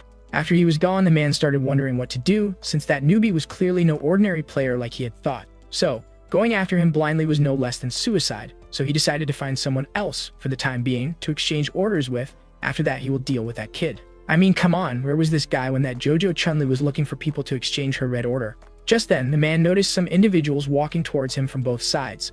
The bald man instantly recognized the thugs, asking if they truly weren't afraid of getting their accounts deleted. That's when one of the bastards spoke up, reminding him that no one, not even him, was allowed to defy the orders of the three elders, so they were here to punish him for his insolence. And with that, the fool lunged straight towards the bald man, shouting that after taking him out, he will demand a huge reward from the elders. But the next second, a massive hand appeared on the guy's face, and everyone else heard the baldy asking if they truly thought weaklings like them were enough to take him out. And before they knew it, the guy crushed the man's head in without any hesitation. With one fool taken care of, he turned his attention towards the rest of the thugs, and giving them no time to react, he leaped straight towards them to take all their red orders as a payment for trying to ambush him. The scene cuts back to our hero, who was already done with most of his first mission. According to the mission details, he was to look for a lost doll and deliver it back to a strong-level boss named Mad Woman. And since he already had the doll, all he had to do was hand it over to the person. So deciding to finish the mission quickly, he rang the bell to the mansion and told the person on the other side he was here to deliver a package for Miss Mad Woman, then waited for the response. And the response that came startled him, as he suddenly heard a demonic screech coming from the other side. With that, the scene cuts elsewhere, where a wolf-looking creature in sheepskin was seen thanking someone for bringing them the food. As for the one responsible for the delivery, he was seen hanging upside down demanding an answer since he clearly completed his order. But the sheepish wolf replied that the amount of food he brought for them was nearly not enough, though with him added to the menu the portion was just right. Well, safe to say, mission failed. Meanwhile, in another part of the city, another player was seen delivering a temple bell to the Changsheng Temple. And this person was actually a dangerous-looking female in an even more dangerous situation, asking the man if this was how they were going to express their gratitude for bringing him the bell. Camera zooms out, and the confident girl was seen surrounded from all sides by the monks, and one of them, clearly the leader, informed her that her mission wasn't complete yet, since she still had to deliver all of them to the afterlife. Scene shifts to player 3, who was tasked with delivering a love letter to Incho's garden, who turned out to be the same JoJo Chun-Li, who successfully managed to clear his mission. As for player 4, he also managed to complete the mission without any hassle, since he only had to deliver some weight loss pills to some fat-lipped bastard in some gym. As for our boy who got stuck with his task, he was cursing at his luck since only that shriek from that woman took away 80% of his health. But lucky for him, he still had a bunch of healing potions left, so he decided to complete the mission quickly and leave this place. Thinking that, he rung the bell once more, informing the person on the other side he was here to deliver a package, and surprisingly enough this time, he heard a gentle voice of a woman from the other side telling him to enter the place. But the gate to the place was locked. He asked the female to please open it for him, but turning to the bell thing, he got no response this time. So with no other choice, he pulled out his massive scissors and, with one clean slash, sliced the door in two. Arriving at the mansion, he opened the door since no one came for the package and announced he was here. But the moment his eyes landed on the inside, he froze. What he walked into looked less like a mansion and more like a shut-in's nest. The place was a literal dump with rats living their best lives, and in the center was a woman seated on her sofa. But since the kid had seen far worse than this in the past, he decided to just ignore it and deliver the disgusting doll to the crazy woman in front of him. Hearing his voice, a woman who looked one bad day away from becoming a zombie turned towards him, telling him to keep his voice down since Xiao Xiao just fell asleep. And this Xiao Xiao, good lord, it was a disgusting-looking doll, or maybe some Frankenstein pet project stitched together from roadkill. Hard to tell. Whatever it was, the thing was hideous, but the woman was calling it her child. And our poor fool, who wanted nothing to do with this psychopath, told her she was right and told her to just take the damn thing from his hand so he could leave this dump. Hearing that, the woman turned to see what he was talking about and saw the thing in his hand, which she recognized as Xiao Xiao's doll. But after taking the thing from his hand, she started mumbling some nonsense like she was about to cast a Final Fantasy spell. Seeing her acting in this way after receiving the doll, our boy realized something bad was about to happen, so he started backing away, but it was already too late. The woman accused him of trying to trick her, and boom, she slams the thing onto the ground, calling him a liar and lunging at him for trying to steal her child from her. Next chapter, and the kid was seen running for his life from the crazy woman while chugging mana potions. As for the female, she wasn't showing any signs of slowing down anytime soon. That's when his eyes landed on a room in the distance, so thinking fast, he opened the door and slipped inside, deciding to take shelter inside for the time being until the woman calmed down. But after successfully closing it, he realized that the door wasn't going to hold out for long, which meant he needed to come up with a plan to deal with her as soon as possible. That's when his eyes landed on the room, which, surprisingly enough, was completely different from the rest of the mansion, which left him wondering if there could be a clue in here to clear this mission. But then his thoughts were interrupted by the banging at the door. Snapping back, he started scanning the place, and after looking around for a bit, he realized that this room belonged to a child. That's when a drawing caught his eye of a woman with her daughter, along with a calendar placed right beneath the drawing with Jiao Xiao's name on it. That is when he gradually started to piece everything together and realized who this Jiao Xiao truly was. But while flipping through the calendar, he stumbled across a yellow card, and upon checking, he saw it was from the same old man's delivery company who handed him this task. But by then, the door was almost busted in, which meant he was almost out of time. Looking around, he spotted a wardrobe nearby and figured he might find something in there that might help him escape this situation. And sure enough, opening the thing, he saw something and got a crazy idea that might actually work. Meanwhile, the woman had already managed to punch her way through the door. Knife in hand, she was ready to end him right there. But as her eyes landed on what was inside, she froze. There he was, our Giga Chad, in a girl's clothing, acting all cute while calling the crazy woman her mother. And guess what? It worked. The woman suddenly calmed down, calling him Jiao Xiao, asking when did he grow up so much. But thankfully, she didn't stop to question why her daughter suddenly looked like a full-grown man in cosplay, and took him in her arms, whispering how much she loved him. For her, nothing else mattered. Her Jiao Xiao was alive, and that was enough. But the crazy bastard had some other plans, and to the woman's surprise, he started reaching for the knife in her hand, reminding her of her promise. And before the female knew it, the lunatic drove the blade straight through his stomach, telling her she failed to protect her. Seeing blood dripping down his stomach, the female froze in horror as those memories started rushing back to her head. With that, the story cuts to the past, where a child was seen lying on the ground beside the same doll our hero was supposed to deliver to the mansion. But then someone approached the child, calling her name, and the innocent little thing turned to the man to see who it was.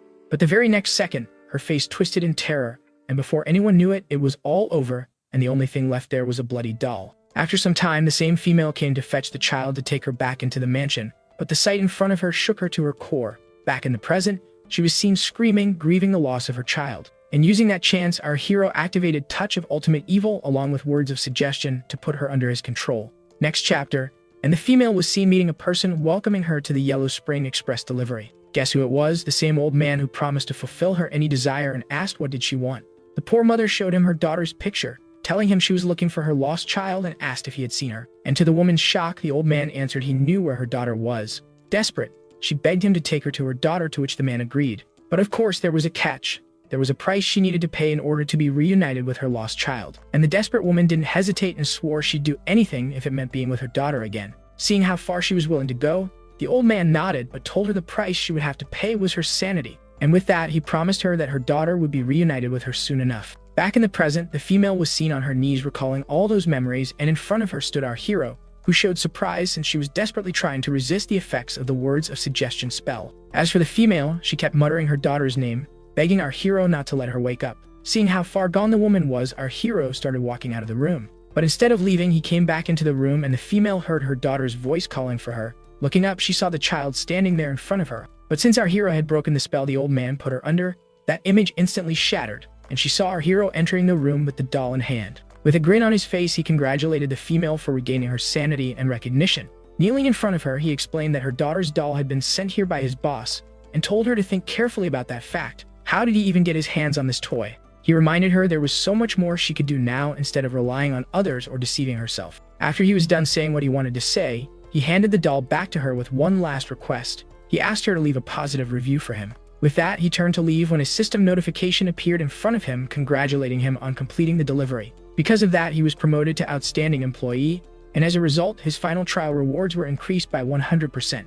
And best of all, he would no longer be prioritized for client complaints. Just as he was about to step out of the room with this new achievement, he heard the female's voice and stopped. Turning back, he heard the woman asking if her daughter was still alive. With a smile on his face, he told her the only way she would get the answer to that question was if she went there to see it for herself. Fast forward a couple of minutes, and the female was seen standing in front of the doll, telling her daughter to wait for her, promising she would be coming to get her soon. With that, the scene cuts to a statue on a table. The next second, it falls to the ground, shattering into pieces. Turns out this statue symbolized the same madwoman, and the old man, upon seeing the thing shatter, realized that the kid managed to complete his task. But he also knew her story was far from done, and with a grin on his face, he turned to the side, telling someone it was almost time to move on to the next act. And the one he was referring to was none other than Xiao Xiao, the daughter of that same woman. The story cuts back to the fitness center, where the fat man was seen opening up his package, but when he lifted the lid, instead of weight loss medicine, he found the thing stuffed full of junk food. The moment his eyes landed on the thing, he froze as something started to shift within him, and boom, he dove face first into the box, tearing through everything inside. But he was far from done. His stomach was still grumbling, and he needed something more to eat. That is when he spotted something, or rather someone, who could satisfy his hunger. Next panel, and the guy was seen rushing out of the building, shouting for the crazy fat man to stay away from him. Honestly, he deserved this since he wasn't even able to outrun a chubby guy. Well, anyways, safe to say he didn't make it. And the same fate awaited the Chun-Li knockoff since he was already on the ground, and in front of him the same healthy jade-faced bride who had already taken out several other players and was telling Chun-Li not to be afraid since she just wanted answers. Showing him the piece of paper, she asked who was the one who told him to deliver this to her, but since the guy had no idea who it was, the woman decided to find out the answer to that question herself and prepared to get rid of him since he was of no use to her. With that, the scene shifts to Meng Jiahua, who was receiving notifications of all those players failing to complete their missions, which was surprising since as far as he remembered, they received low-level orders. As for him, he only managed to get his hands on one red order, which was to deliver, well, love to a high-level boss, whatever that means. But while running, he noticed some movement in the distance. Curious, he stopped to check who it was and saw our hero in the distance taking off his girly clothing, and that left the man speechless, since the last time he met this guy, he was giving off murderous vibes, but now he seemed completely different. By then, our hero had also noticed him staring at him, and with a cheerful tone, he called out to the baldy, admitting he got caught cross-dressing. That is when the man's eyes landed on the notification next to the kid and froze, since it labeled him as the outstanding employee, which only meant he managed to complete a red order. The kid also confirmed, explaining that it was a simple task. All he had to do was compete with a cross-dressing fanatic to see who looked better in women's clothing, and he managed to win. Well, let's just say the bald man wasn't buying it. As for the kid, he decided to mess with him a little more and asked if he wanted to try putting on these clothes to see how he looked. But of course, the man dismissed that idea, but still, he was curious about the kid's identity, and from what he had seen so far, he was starting to suspect that this kid might be the one who cleared that fierce trial. So, to confirm his suspicion, he decided to keep a closer eye on him and asked if he would perhaps want to let him tag along with him, promising to help him clear his remaining red orders. That sudden offer surprised our hero, and seeing his face, the man explained that when a player fails to complete their task, they receive a negative review. Along with that, those creatures also transform into hideous monsters to hunt down all the delivery workers, and since several people had already failed at their tasks, it meant those creatures were somewhere out there and would probably come after them as well if they got spotted. So they would need to work together if they wanted to survive, and to show his sincerity, he offered to hand over his order to him so both of them could finish it together. Our boy takes the thing, but as he reads the description, he shows a little surprise, and upon asking the reason, he brings out one of his own red orders, and surprisingly enough, both of them received the same order from the same client. But before they could discuss that any further, Meng Jiahua notices some movement near them and gets on his guard. Turns out it was the same fat guy from the fitness center, who was now looking for more delivery persons to devour. But luckily, both of them managed to hide just in time, though Meng Jiahua was certain they wouldn't be able to hide their presence from that guy for long, and suggested they move straight towards the mission location. But to his surprise, our hero told him not to do that, and upon asking the reason, he saw him changing into his gear, instructing him to follow his lead, since he had an idea that might help them avoid that guy without any confrontation. Cut to a couple of minutes, and the fat man was still searching around for the two. As for Meng Jiahua, he was growing quite impatient, since he was certain he could take on this guy if he used his special move. But since our hero was around him, he refused to reveal his trump card in front of him. So with no other choice, he called out to our hero, asking if he was certain his plan would work, and if not, he suggested he head out first to the mission location while he kept the fat man busy.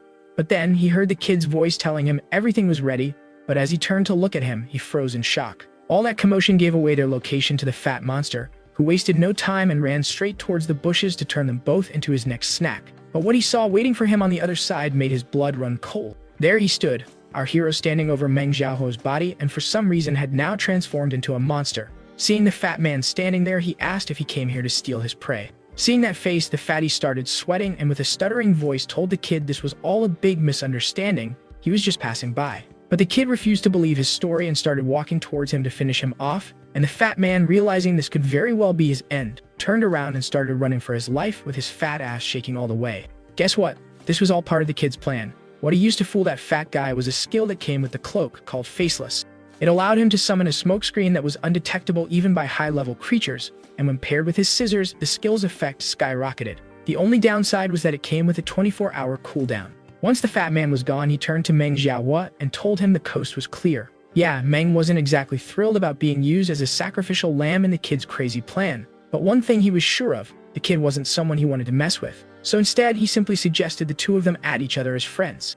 But then, out of nowhere, our hero asked the man if he happened to have some healing items he could use, and that sudden request surprised the man. Fast forward, and both of them were seen slowly making their way to the location with Meng Jiahua, who shared his past experiences in this place. He told the kid that from what he had seen so far, these basic orders may seem simple, but they always result in negative reviews, resulting in those monsters going berserk. He explained that the first time he noticed this was back when he was completing a task with a couple of friends, and all of them picked the easy low-level orders.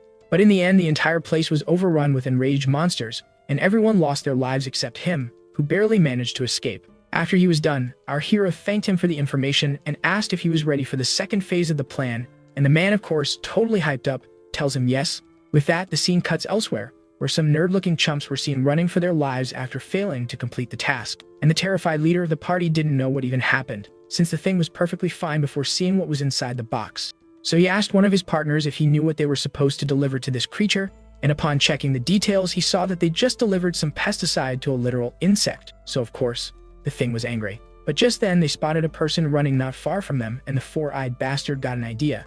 They would lure the creature towards that guy, use him as bait, and escape, while the thing was distracted by him. And the man, yeah, it was our bald musclehead Meng Jiahua, who upon seeing all of them stopped and turned to run towards their direction. And before they knew it, they saw the guy screaming, slamming his way through all of them straight towards the giant monster. But as they turned to see what had the guy so scared, they almost crapped their pants seeing a demonic creature flying towards them with massive scissors in hand. Yep, this was their plan. Use the kid's skill to scare anyone who came in their path and bolt straight towards the mission location. As for the massive creature, even it got terrified seeing our hero in his cosplay, and just like the three idiots before it, it dove straight into nearby bushes to hide from him, and both of them managed to advance without encountering any resistance. Truly genius, what a way to use a skill. As for the four of them, they took a sigh of relief seeing that the creature ignored them and kept chasing after the baldy. But for the three fools, it wasn't over yet, and just like that, all three of them were seen running once more with the creature chasing after them. Back with the duo, Meng Jiahua was praising the kid for coming up with such a crazy plan, since not a single monster had dared to get close to them after seeing his appearance. As for our hero, he was happily chugging bottles of mana potion he had snatched from him to keep his health up, and after finishing them off, he screamed for Meng Jiahua to stop yapping and keep running. With that, the story cuts back to the temple, where the giant bell was now covered with blood. Turns out the female somehow managed to take out all the monks and successfully got promoted after clearing her task, but just before leaving, she was contacted by the guild with a new mission from the three elders, who offered her a high price in exchange for her help. The story cuts elsewhere, where three individuals were seen waiting for someone, and in front of them was none other than that same woman, Jo Pang, who came here after receiving the message about the commission job, and wasting no time, she asked what kind of a job it was. The girl with the ponytail told her they were tasked with taking out Meng Jiahua. This surprised Jo Pang since those elders were paying a lot of money to take out just one guy and asked the reason. But instead of answering, the ponytail girl leaped down informing her of another task which was paying even better, and that caught Jo Pang's attention and she asked what it was. Turns out the task was about our hero, and since these people didn't know who cleared the fierce level trial,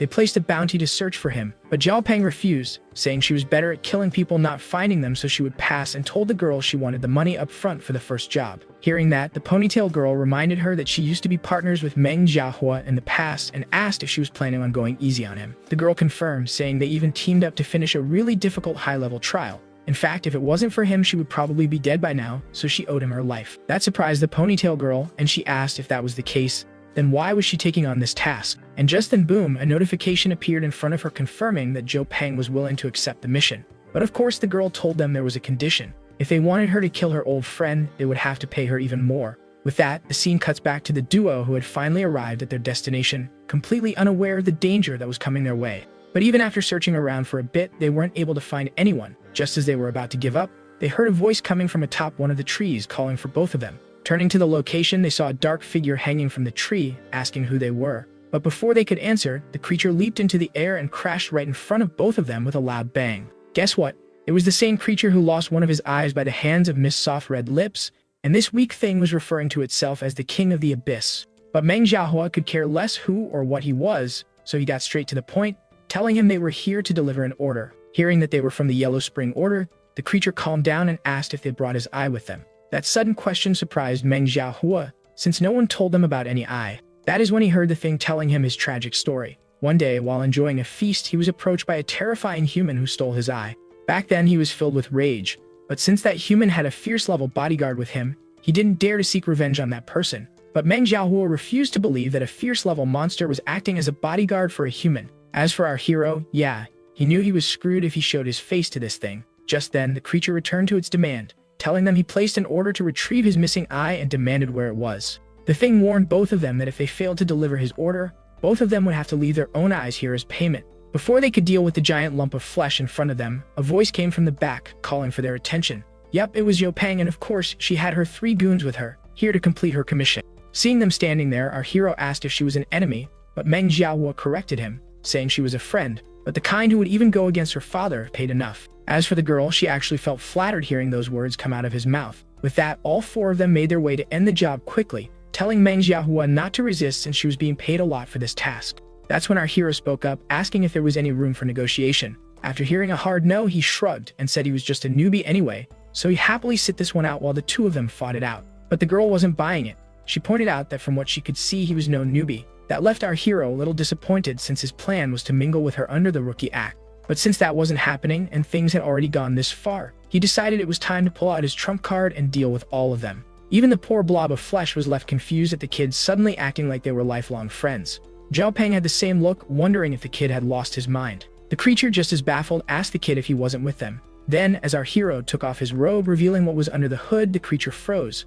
With a grin on his face, the kid asked if he still remembered who he was. Seeing his face, the creature froze, and all those memories from that day started rushing back to him. How he disrespected him by slapping him on the head and then hid behind that fierce-level woman who gouged out his eye even though he wasn't in the wrong. Recalling that day, the creature prepared to end him as payback for that humiliation. Even the 3 goons were smirking, wondering if the kid lost his mind since instead of running, he went straight towards the monster. As for our hero, he remained calm to the very end, and that made the creature stop at the final second, and he wondered if all of this could be a trap set up by him. Seeing that the plan was working, our boy decided to give it one final push to sell the bluff, and asked if he wasn't going to attack him. Seeing the confidence on his face, the creature was now certain he was planning something since he was making him attack on purpose.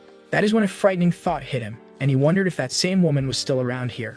If she saw him attacking her lover, he would lose more than just an eye this time. Thinking that, his tone towards our hero did a complete 180, and he placed his claw on our hero's shoulder, telling everyone both of them were friends. Seeing this sight, the rest of the goons who were just smirking a second ago were left speechless. As for our hero, seeing their faces, he told the creature to help him deal with these clowns. The creature, however, showed a little hesitation, complaining that there were too many of them. But our hero wasn't taking no for an answer and brought out something he had been searching for all this time. The moment the creature's eye landed on the thing, he instantly realized this was his missing eye. But our boy told him if he wanted this back, he first needed to agree to help him. If not, he made it clear that he would just gift this to his lover, and since he liked this item, he might even come back to get another one from him. That did the trick since the creature instantly agreed to help him with anything he asked. With the item successfully delivered, the system congratulated him on completing the second task, promoting him to a supervisor.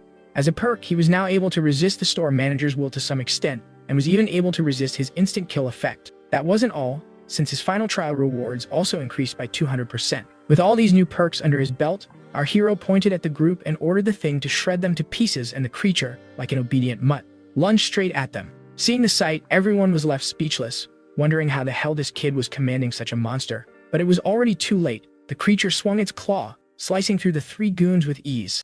Realizing they were way out of their league, the goth girl turned to Zhou Peng, yelling for backup. But the sly fox was already slipping away, using them as the perfect distraction. The goth girl cursed and lashed out, only to be met with a smug smile as Zhou Peng told her to keep the monster busy for just a bit while she dealt with that kid. But just then, Meng Xiaohua appeared with his ultimate move to finish her off, and boom, a devastating punch landed on the ground, shattering it into pieces. However, the girl managed to leap out of the way at the final second, but the shockwaves still tore through her, leaving her battered and on her knees. As for Meng Xiaohua, he made it clear that she was to stay away from that kid if she valued her life. Seeing how worked up he was getting over a kid, that only made her more curious since this wasn't like him, and she asked what ulterior motives he had with the boy. Hearing no answer, she realized there was more to that kid than she thought. Before Meng Xiaohua could react, boom, there was a straw doll on the ground and the girl had completely vanished. Which was bad, real bad, because that meant she was already going after the kid. With that, the scene cuts back to the old man, who was seen planning his next move since things had been too unpredictable from the very beginning. He already lost the Mad Woman along with the Abyss King, who unexpectedly changed sides with the kid, which was troublesome, since the Yellow Spring Express station now had a supervisor capable of threatening the store manager. So he shifted his focus towards the rest of the monsters and used them to take out most of the remaining players, and from their statues appeared a dark smoke, which was the evil value generated from their defeat. The man inhaled the mist but wasn't satisfied since it was still not enough. That is when something else in the room caught his attention, and he told the entity to stay patient for a little while longer since soon they will be set free. He pointed out to the creature that the kid had already been promoted to a supervisor. Not just that, but he had also completed a fierce level trial, which meant that the kid was carrying an absurd amount of evil value inside him. And since he was already at the peak of strong level, he just needed one more step, and he could reach the realm of fierce level, and that kid was his ticket to that power. So no matter what, he needed to make sure his next order fails, since this was the only way for both of them to escape this place. With that, the scene cuts back to the forest where all the goons had already been dealt with, and in front of them stood the enraged Abyss King, calling them fools for trying to challenge him. Turns out he wasn't alone. Manhwa was right there beside him, and after seeing how the guy fought alongside him, the creature actually acknowledged him. But just then something unexpected happened, and he started losing control over his thoughts. Seeing him panicking, Manhwa asked what was going on, and the creature explained that this was the Yellow Spring Express order's doing. He told the man that this was the price of placing an order with that old man. Unless the order is fulfilled, he would stay under the control of the store manager. Then came the real kicker. The monster admitted in pure shame that he'd been single for way too long. Desperate, he once snuck into the Till Death Do Us Part service to find a partner. It went horribly wrong, and after barely escaping, he put in 2 orders with the old man, and the second order was still unfinished. That's when Manhwa dropped the bomb. Your second order is with me. That shocked the creature, and he started sweating, because if that was true, then this bald menace had come here specifically to complete his second task, and we all already know what the creature ordered. To his absolute horror, Manhwa wasn't planning to back down. He was dead serious about finishing the mission. Before the creature could react, he was already on the ground with the baldy sitting on top of him, telling him to stay calm and don't resist. Okay, now this part is just messed up, but guess what? Somewhere in the middle of all this chaos, the Abyss King actually started enjoying whatever the baldy was doing to him. And just like that, boom, a notification appeared congratulating Manhwa on completing the mission.